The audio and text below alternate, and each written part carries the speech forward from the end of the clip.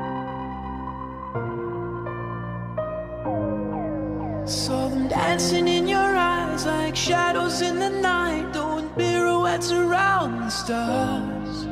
We were running in the haze, I remember every shade hit my veins and they shot up sparks. Words fell from your lips and all I heard was white noise in the dark. But when you looked away, I remember every shade.